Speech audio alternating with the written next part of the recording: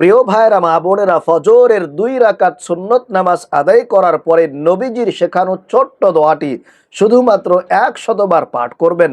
ফজরের ফরজ নামাজ আদায় করার পূর্বে যায় নামাজে বসে বসে তাসবির দানা গুনে গুনে ছোট্ট দোয়াটি 100 বার পাঠ করুন। আল্লাহর কসম করে বলছি, দুনিয়া আপনার গোলাম হয়ে যাবে। টাকা পয়সা ধন দৌলত যা চাইবেন আল্লাহ রাব্বুল আলামিন আপনাকে তাই দান করবেন। আল্লাহু আকবার। প্রিয় ভাইরা মা বোনেরা, আল্লাহ রাব্বুল আলামিন পবিত্র কোরআন আল কারীমের মধ্যে খুবই সুস্পষ্টভাবে বর্ণনা করেছেন। আল্লাহ তাআলা বলেন, ওয়ালিল্লাহিল আসমাউল হুসনা ফাদউহু বিহা। আসমান এবং জমিনের সমস্ত ধনভাণ্ডারের চাবি আল্লাহর কাছে আছে। আপনি আমলটি করে যা চাইবেন আল্লাহ রাব্বুল আলামিন আপনাকে তাই দিয়ে খুশি করে দিবেন। আল্লাহু আকবার।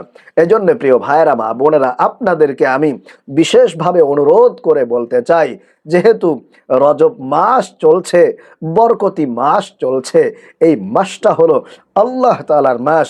আল্লাহর নবী সাল্লাল্লাহু আলাইহি ওয়াসাল্লাম বলছেন, রজবা শাহরুল্লাহ, রজব মাস হলো আল্লাহর মাস। আল্লাহ এই মাসটাকে সম্মান দিয়েছেন, আল্লাহ এই মাসটাকে বরকত দিয়েছেন।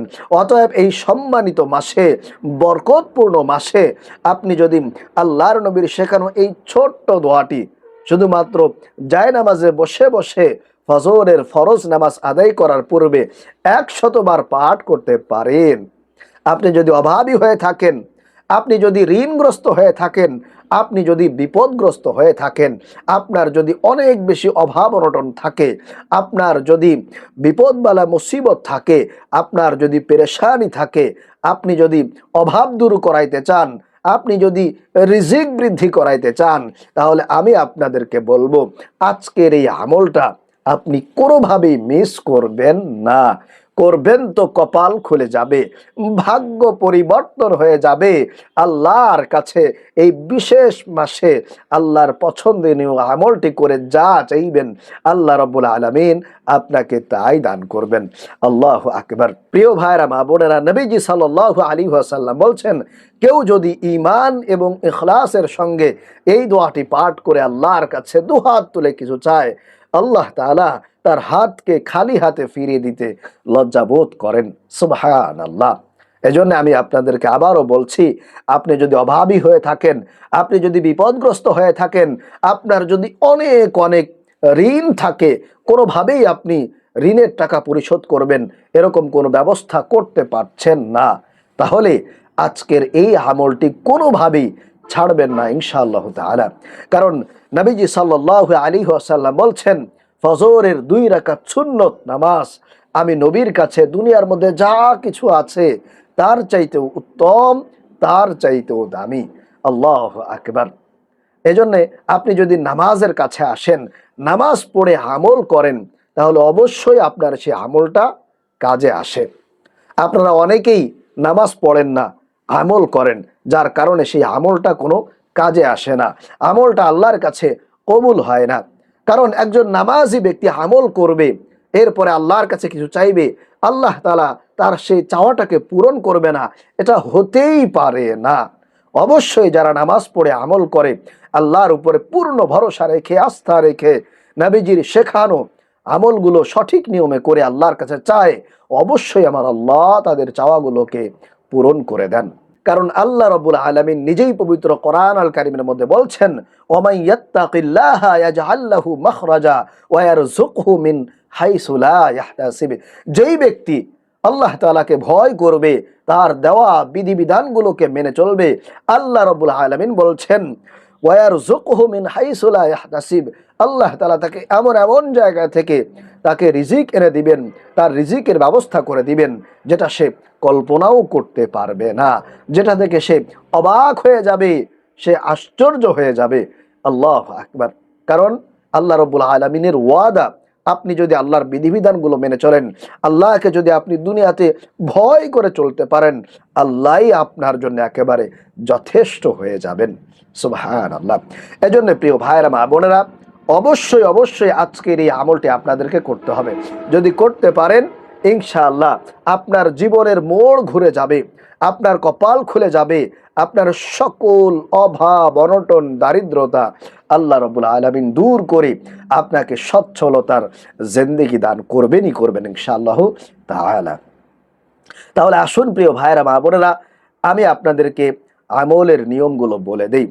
প্রিয় ভাইরা মা বোনেরা, তাহলে আপনারা প্রথমে ফজরের 2 রাকাত সুন্নত নামাজ আদায় করবেন। আর এই আমলটি আপনারা যেদিন করবেন সেদিন একটু আগে ভাগে আপনাদেরকে ফজরের নামাজটা পড়তে হবে। বিশেষ করে সুন্নত নামাজটা পড়ার পরে যাতে করে আপনাদের হাতে 5-7 মিনিট সময় থাকে।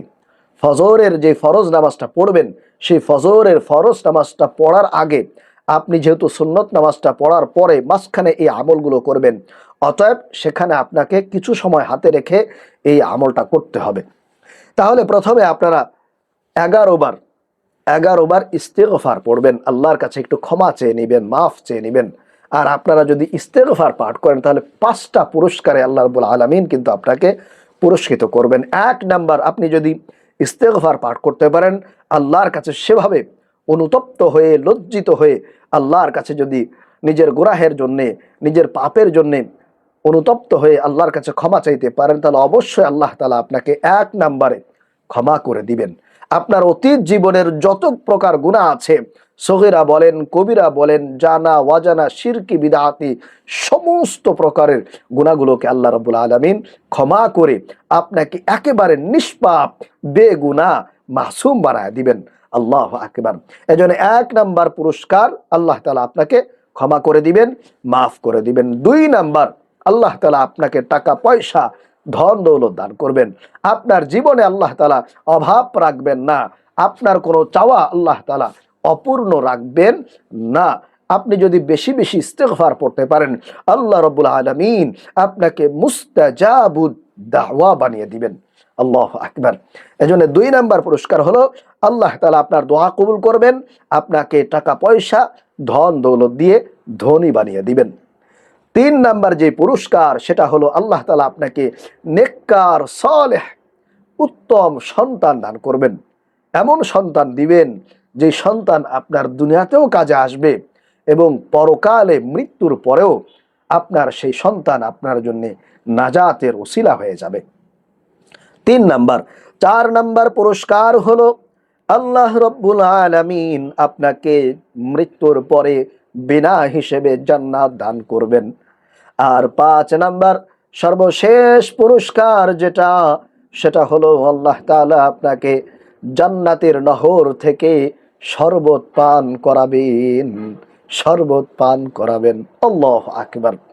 আপনাকে জান্নাত দিবেন এবং জান্নাতের নহর থেকে আপনাকে শরবত পান করাবেন। তাহলে প্রিয় ভাইরা মা বোনেরা, ইস্তেগফার পাঠ করার কোনো বিকল্প হতে পারে না। আপনি ইস্তেগফার পাঠ করলে অনেক অনেক ফায়দা, অনেক অনেক ফজিলত হাসিল করতে পারবেন। তাহলে আপনারা প্রথমে ফজরের 2 রাকাত সুন্নত নামাজ আদায় করবেন, এরপরে জায়নামাজে বসে বসে 11 বার ইস্তেগফার পাঠ করবেন। এই ছোট্ট ইস্তেগফারটি পাঠ করবেন, আস্তাগফিরুল্লাহ ওয়া আতুবু ইলাইহি, আস্তাগফিরুল্লাহ ওয়া আতুবু ইলাইহি, আস্তাগফিরুল্লাহ ওয়া আতুবু ইলাইহি। এইভাবে করে পড়বেন। এরপরে 2 নম্বরে আপনারা নামাজের দুরুদ ইব্রাহিমটা 11 বার পড়বেন, অথবা চাইলে একবারে ছোট্ট দুরুদ শরীফ পড়বেন। যেহেতু সময় কম থাকে আপনারা ছোট্ট দুরুদ শরীফটা 11 বার পড়বেন, একেবারে ছোট্ট দুরুদ। সেটা হলো সাল্লাল্লাহু আলাইহি ওয়াসাল্লাম, আল্লাহ রসুলের প্রেম নিয়ে, মোহব্বত নিয়ে, ভালোবাসা নিয়ে আপনারা পড়বেন। সাল্লাল্লাহু আলাইহি ওয়াসাল্লাম, সাল্লাল্লাহু আলাইহি ওয়াসাল্লাম, সাল্লাল্লাহু আলাইহি ওয়াসাল্লাম দুরূদ শরীফ পাঠ করবেন। এরপরে 3 নম্বরে আপনারা এই দোয়াটি ফজরের সুন্নত পড়ে 3 নম্বরে দুরূদ শরীফ এবং ইস্তিগফার পাঠ করার পরে এই দোয়াটি আপনারা 100 বার পাঠ করবেন। 100 বার, সেই স্পেশাল বিশেষ দোয়াটির কথা বলতেছি। আপনারা 100 বার পাঠ করবেন। আল্লাহ রসুলের শেখানো এই ছোট্ট দোয়াটি 100 বার পড়বেন। দোয়াটি হলো সুবহানাল্লাহি ওয়া বিহামদিহি, সুবহানাল্লাহিল আযীম, ওয়া বিহামদিহি আস্তাগফিরুল্লাহ ওয়া আতুবু ইলাইহি। আবারও পড়বেন সুবহানাল্লাহি ওয়া বিহামদিহি সুবহানাল্লাহিল আযীম ওয়া বিহামদিহি আস্তাগফিরুল্লাহ ওয়া আতুবু ইলাইহি। সুবহানাল্লাহি ওয়া বিহামদিহি সুবহানাল্লাহিল আযীম ওয়া বিহামদিহি আস্তাগফিরুল্লাহ ওয়া আতুবু ইলাইহি। এইভাবে করে করে আপনারা টানা 100 বার এই ফজিলতপূর্ণ বরকতপূর্ণ শ্রেষ্ঠ দোয়াটি 100 বার পাঠ করবেন।